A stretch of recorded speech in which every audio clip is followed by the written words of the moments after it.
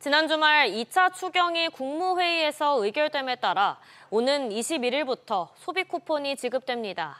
어떻게 받을 수 있고 또 어디서 쓸 수 있는지 취재기자 연결해서 알아보겠습니다. 김한진 기자. 네, 김한진입니다. 일단 소비 쿠폰은 어떻게 받을 수 있나요? 네, 우선 1인당 15만 원에서 55만 원의 소비 쿠폰이 지급됩니다. 가령 1인당 25만 원이 지급되는 가정의 경우 자녀 2명이 있는 세대주는 본인을 포함해 3명의 몫인 75만 원을 한꺼번에 받고 배우자는 25만 원을 따로 받습니다. 오는 21일부터 원하는 카드의 카드사 홈페이지나 모바일 애플리케이션, 콜센터, 간편결제 앱 또는 은행 지점 등을 통해서 신청하면 됩니다. 지역사랑 상품권으로 받으려면 해당 지자체의 지역사랑 상품권 앱에서 신청할 수도 있습니다. 그런데 어디서 사용이 가능하고 또 어디서는 쓸 수가 없나요? 네, 동네 슈퍼와 식당, 학원, 미용실, 안경점 등 연매출 30억 원 이하의 매장에서 쓸 수 있습니다. 또 연매출 30억 원 이하의 소규모 의원이나 약국도 사용 가능합니다. 편의점이나 치킨집, 카페, 다이소 같은 프랜차이즈 업종은 가맹점에서만 쓸 수 있습니다. 하지만 백화점이나 대형마트, 기업형 슈퍼마켓, 면세점, 그리고 스타벅스에서는 쓰지 못합니다. 다만 대형마트에 입점한 미용실과 안경점, 키즈카페나 면 단위의 농협 하나로마트에서는 쓸 수 있습니다. 그러면 배달앱이나 혹은 인터넷 쇼핑몰은 어떤가요? 네, 배달 플랫폼에서 직접 결제하는 방식으로 음식을 주문할 때는 소비 쿠폰을 못 쓰고요. 배달원에게 현장 결제할 때는 사용 가능합니다. 또 온라인 쇼핑몰은 쿠팡 등 대형뿐만 아니라 영세한 경우라도 안 됩니다. 또 같은 광역자치단체 안에서만 쓸 수 있어서 서울시 주민이 인천이나 경기도에서는 소비 쿠폰을 쓸 수 없습니다. SBS 비즈 김한진입니다. 오래된 빚을 일괄 매입해서 소각하는 배드뱅크 출범에 속도가 붙고 있습니다. 국가가 나서서 개인의 도박빚까지 깎아준다는 지적에 금융당국이 이를 선별하겠다곤 했지만 사실상 불가능할 것으로 알려져서 논란이 이어지고 있습니다. 정동진 기자. 네, 정동진입니다. 일단 도박빚을 진 건지 아닌 건지를 알 수가 있나요? 아니요, 알기 어렵습니다. 대출받을 때 금융기관에 제출하는 정보로는 대출 목적을 판별하는 데 한계가 있는 것이 사실입니다. 대출 목적이 생활고 때문인지 도박빚 때문인지 차주가 자발적으로 밝히지 않으면 알기 어렵습니다. 이에 금융당국은 지난 4일 채무조정이 적절하지 않으면 매입하지 않거나 결격 사유를 명시하겠다곤 밝혔습니다. 주식 투자로 부채가 발생하는 금융투자업권 채권이나 유흥업 등을 영위하는 소상공인 채권은 매입하지 않겠다는 입장입니다. 외국인 지원을 두고도 형평성 논란이 있는데 과거 사례를 감안해 결정하겠다고 밝혔습니다. 과거 금융위는 지난 2013년 국민행복기금이나 코로나19 긴급재난지원금 등에서 영주권자와 결혼이민자까지 지원한 바 있다고 설명했습니다. 구체적인 방안은 3분기에나 나올 전망입니다. 그런데 배드뱅크의 소유 재원 전부가 추경에서 나오는 건 아니죠? 네, 필요한 재원이 8천억 원인데 추경으로는 이 중 4천억 원만 지원합니다. 나머지 4천억 원은 전금융권을 통해 조달한다는 방침입니다. 다만 PF 대출 부실 등으로 이금융권 경영 상황이 좋지 않은 만큼 자산과 이익 규모가 큰 은행권에 출연 금액이 집중될 전망입니다. 배드뱅크로 불리는 채무조정기구는 오는 9월까지 캠코 산하에 설립돼 연내 장기연체 채권 매입을 추진할 계획입니다. SBS 비즈 정동진입니다. 프리랜서와 배달 라이더 등 초단기 근로자들도 실업급여를 받을 길이 열립니다. 고용보험의 가입 기준을 근로시간에서 소득으로 개편하는 법 개정안이 30년 만에 추진됩니다. 정광윤 기자. 네, 정광윤입니다. 일단 기준을 구체적으로 어떻게 바꾼다는 건가요? 지금은 주 15시간, 원로는 60시간 이상 일하는 근로자만 고용보험에 가입할 수 있는데요. 앞으로는 일정 소득 이상이면 모두 가입되는 겁니다. 또 여러 일자리에서 일하는 경우 한 곳에서 받는 소득은 기준에 못 미쳐도 합산 소득이 이를 넘으면 근로자 본인 신청에 따라 고용보험에 가입시켜주기로 했습니다. 구체적인 소득 기준은 노사 전문가들 논의를 거쳐 시행령에서 정할 계획입니다. 고용노동부가 관련 고용보험법 개정안 등을 입법 예고하면서 지난 1995년 고용보험 시행 후 30년 만에 적용 기준이 바뀌게 됐는데요. 개정안은 앞으로 40일간 의견 수렴을 거친 뒤 오는 10월 국회에 제출될 예정입니다. 그럼 구체적으로 누가 어떤 혜택을 보는 건가요? 근로시간을 산정하기 어려운 배달기사 등 플랫폼 근로자와 프리랜서, 여러 일자리에서 초단기로 일하는 일용직들이 실업급여를 받을 수 있게 됩니다. 그간 근로시간 기준에선 고용보험 가입이 어려웠던 이들에게 문턱이 낮아지는 겁니다. 이번 개정안에선 실업급여 산정 기준도 바꾸기로 했는데요. 현재 고용보험료를 거둘 땐 실제 보수를 기준으로 하지만 정작 실업급여는 이직 전 3개월 평균 임금을 기준으로 주고 있습니다. 앞으로는 이를 모두 보수 기준으로 통일해 실제 낸 보험료를 바탕으로 실업급여를 산정하도록 하면서 지급 절차도 더 빠르고 간편해지게 됐습니다. 이번 개정안과 관련해 고용부는 고용보험이 보편적인 안전망으로 한 걸음 더 발전할 수 있는 토대라며 취약 근로자를 보다 두텁게 보호할 수 있게 될 것이라고 밝혔습니다. SBS 비즈 정광윤입니다. 초강력 대출 규제 이후에도 정부가 모든 대책을 살펴보고 있는 것으로 확인됐습니다. 전세 대출은 물론 정책 대출까지 총부채 원리금 상환 비율 DSR 규제에 포함시키는 안도 살펴보고 있습니다. 오수영 기자. 네, 오수영입니다. 정확히 어떤 카드들이 검토되고 있나요? 네, 전세대출 이자 상환액을 DSR 규제에 포함하는 안도 금융당국의 검토 대상에 포함돼 있습니다. 627 대책으로도 가계대출 증가세가 잡히지 않으면 기존에는 DSR 규제에 포함되지가 않았던 전세대출마저도 DSR 산정에 넣어서 조이겠다는 겁니다. 마찬가지로 DSR 예외 적용을 받고 있던 정책대출에도 DSR 규제를 확대 적용하는 안까지 금융당국이 고려 중인데요. 전세대출이 서민들의 주거 사다리 역할을 하고 있는 만큼 금융당국도 앞서 이를 규제하는 데에는 신중했습니다. 전세대출을 활용한 갭 투자가 집값 상승 주범으로 자꾸 지목되자 이를 끊어보자는 취지로 규제를 검토하고 있는 것으로 해석됩니다. 권대영 금융위원회 사무처장은 모든 대책을 살펴보며 고민 중이나 확정된 것은 없다고 밝혔습니다. 그런데 만약 전세대출과 정책대출까지 DSR 규제에 포함이 되면 대출 한도가 줄어들거나 대출문이 막히는 차주들도 더 생기겠네요. 그렇습니다. 전세대출 이자 상환액이 DSR에 포함되면 기존의 대출을 많이 보유하고 있던 차주일 경우 전세대출의 한도가 크게 줄어들 수 있습니다. 특히 금융당국의 의도대로 갭 투자 등을 통해 주택담보대출을 보유 중인 경우에는 전세대출이 아예 막힐 수도 있는데요. 이번 달부터 스트레스 DSR 3단계 규제가 시행 중인 만큼 금융당국은 향후 집값 상승 추이와 가계대출 증가세를 면밀히 모니터링하면서 추가 규제 적용 시점 등을 최종 확정할 방침입니다. SBS 비즈 오수영입니다. 이번 고강도 대출 규제에 대해 이재명 대통령은 맛보기라고 표현했는데요. 대출 규제가 발표되고 일주일 동안 은행권의 대출 신청액이 절반 이상 크게 줄었습니다. 이에 은행권은 대출 금리를 높게 유지하면서 관리에 나서고 있습니다. 최나리 기자. 네, 최나리입니다. 일단 대출 신청액이 얼마나 줄었나요? 네, 금융권에 따르면 대출 규제가 발표된 일주일 동안 은행권의 서울 지역 일평균 주택담보대출 신청액은 3,500억 원대였습니다. 대출 규제 발표 전주인 일평균 신청액 7,400억 원대에 비하면 절반가량이 급감했습니다.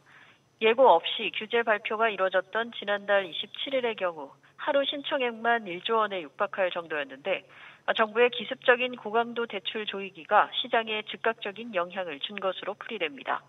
금융당국이 하반기 가계대출 총량 목표치를 절반으로 감축하면서 은행들이 소극적으로 대출을 취급한 영향도 있습니다. 그럼 대출 취급을 줄이기 위해 은행들이 고른 카드는 뭔가요? 네, 금리를 조정하는 겁니다. 일부 은행들은 이미 주택담보대출 금리를 높이는 식으로 수요 억제에 나서고 있습니다. 기준금리가 내렸지만 가산금리를 높이면서 4대 시중은행의 주택담보대출 금리 하단은 4%에 육박했습니다. 신용대출 금리보다도 높은 수준이어서 이례적이란 평가가 나옵니다. 이에 반해 예적금 금리는 떨어지고 있습니다. 신한은행은 오늘부터 주요 예금 상품 기본금리를 최대 0.25%포인트 내렸습니다. 대출 영업에 적극적으로 나설 수 없는 은행들이 당장 자금 조달 부담을 덜기 위해 선제적으로 예적금 금리를 낮추는 겁니다. 신한은행을 시작으로 다른 은행들도 잇따라 수신금리를 인하할 전망입니다. SBS 비즈 최나리입니다. 세종시의 민간 사정청약단지에서 사업을 취소한 사례가 발생한 것으로 확인됐습니다. 세종에서 첫 민간 사정청약을 실시한 단지인데 이에 따라 사전청약 당첨자들의 피해가 불가피할 전망입니다. 취재기자 연결합니다. 박연신 기자. 네, 박연신입니다. 세종에서 민간 사전청약 아파트의 사업이 취소된 건 이번이 처음이죠? 네, 세종 지편동에 위치한 4-2 생활권 H3블록 주택건설 사업인데요. 이달 2일 시행사인 금강주택이 사전 청약 당첨자들에게 사업이 취소됐다며 사전 공급 계약 취소를 통보한 것으로 확인됐습니다. 해당 아파트는 세종시에서 사전 청약을 처음으로 실시한 아파트였습니다. 앞서 해당 단지는 지난 2022년 7월 사전 청약을 통해 272가구의 입주자를 모집했고 최고 280대 1의 경쟁률을 기록한 바 있습니다. 당시 책정된 분양가는 평당 1,300만 원대로 84제곱미터 기준 4억 5천만 원 수준이었는데요. 이후 본청약은 지난해 4월에 실시할 예정이었지만 한 차례 연기된 이후 오는 9월에 실시될 계획이었습니다. LH 측은 시행사가 해당 부지에 대해 사업성이 없다고 판단해 중도금 이자를 납부하지 않아 채권단에서 LH로 기한 이익상실 통보를 했다며 이달 말쯤 계약 해지 처리 예정이라고 밝혔습니다. 해당 시행사는 택지 계약 당시 72억 원의 계약금을 냈지만 이번 계약 해지로 해당 계약금을 LH로부터 몰취당하게 됩니다. 최근 곳곳에서 사전 청약 사업 취소 사례가 발생하고 있는데 그렇게 되면 당첨자들은 어떻게 되는 건가요? 사전 청약 대조는 공공택지에서 공급하는 분양주택 공급 시기를 앞당기는 제도인데요. 앞서 국토부가 사전 청약 취소와 관련해 당첨자의 지위를 후속 사업장으로 승계하겠다는 방침을 밝힌 데 따라 해당 단지 내 사전 청약 당첨자들은 후속 사업장에서 당첨자 지위를 이어갈 수 있을 전망입니다. LH 측은 토지 재매각 공고를 통해 지위 승계 관련 내용을 안내할 것이라고 밝혔는데요. 하지만 후속 사업 일정이 불투명한 데다 분양가 상승이 예상되는 만큼 사업 사전 청약 당첨자들의 실질적인 피해가 불가피할 전망입니다. SBS 비즈 박연신입니다. 이런 가운데 이번 주 서울에선 주요 단지들의 무순위 청약이 예정돼 있습니다. 다만 627 대출 규제로 현금 여력이 충분한 무주택자들만 청약이 가능할 것으로 보입니다. 최지수 기자. 네, 최지수입니다. 먼저 이번 주 무순위 청약이 어느 단지에서 나오나요? 네, 내일 서울 구로구의 고척 푸르지오 힐스테이트의 무순위 청약이 진행됩니다. 고척 푸르지오 힐스테이트는 지난 5월 1순위 청약 평균 경쟁률이 13.5대 1을 기록한 단지인데요. 이번에 39가구에 대한 무순위 청약이 진행됩니다. 수도권에 거주하는 무주택 세대 구성원만 청약이 가능한데요. 전용 59제곱미터 분양 가격이 9억 2천만 원에서 9억 9천만 원, 84제곱미터는 12억 원에서 12억 4천만 원 선입니다. 정부가 발표한 대출 규제가 적용되는 단지여서 잔금 대출이 최대 6억 원까지로 제한되는데요. 따라서 평수에 따라 3억 원에서 6억 원의 현금을 쥐고 있어야 청약이 가능할 전망입니다. 또 많은 수요자들이 관심을 보이고 있는 둔촌주공의 재건축 단지도 조만간 무순위 청약이 예정돼 있죠. 네, 그렇습니다. 오는 10일에서 11일에는 올림픽파크 포레온의 무순위 청약이 예정돼 있습니다. 84제곱미터 2가구, 59제곱미터 1가구, 39제곱미터 1가구가 나오는데요. 이곳은 서울 거주 무주택자만 청약이 가능합니다. 두 개 물량이 나온 84제곱미터 분양가는 2층이 12억 5천만 원, 15층이 13억 8천만 원입니다. 같은 평형이 지난 4월 27억 5천만 원에 거래돼 무려 14억 원의 시세 차익이 기대된다고 평가받는데요. 하지만 대출 규제가 적용되기 때문에 84제곱미터는 최소 6억 5천만 원에서 7억 원 이상은 쥐고 있어야 청약이 가능합니다. 또 이달 말엔 잠실 르엘 등을 비롯해 하반기에만 13만 8천 가구의 일반 분양이 예정돼 있는데요. 상반기보다 94% 많은 수준입니다. 잠실 르엘 전용 84제곱미터만 하더라도 분양가 20억 원 기준 수분양자가 약 14억 원은 있어야 해 현금 부자만 가능하고요. 이젠 소유권 이전 조건부 전세 대출도 금지되면서 전세를 놓아 보증금으로 잔금을 내는 것도 어려워집니다. 서울 입성을 노리는 실수요자들의 자금 계획에 차질이 불가피해 전반적인 청약 경쟁률이 떨어지고 또 분양가가 저렴한 소형 평수로 몰리는 현상이 나타날 것으로 예상됩니다. SBS 비즈 최지수입니다. 올해 하반기 13만 8천 가구의 아파트가 분양될 전망입니다. 부동산 플랫폼 직방은 전국의 하반기 아파트 분양 물량을 상반기보다 93.6% 늘어난 13만 7,796가구로 추산했습니다. 이 중 이달과 다음 달 물량이 약 5만 5천 가구에 달하는데 대선 이후 수요 회복세에 분양 일정을 앞당긴 영향으로 풀이됩니다. 서울 송파구 잠실 르엘과 경기 남양주 진접 이지구와 왕숙지구 등의 청약이 예정돼 있습니다. 다음 소식입니다. LG에너지솔루션이 시장 예상치를 훌쩍 뛰어넘는 성적표를 받아들였습니다. 방금 전 실적이 나온 LG전자와는 희비가 엇갈렸는데요. 김한나 기자. 네, 김한나입니다. 일단 LG에너지솔루션이 양호한 성적표를 공개했네요.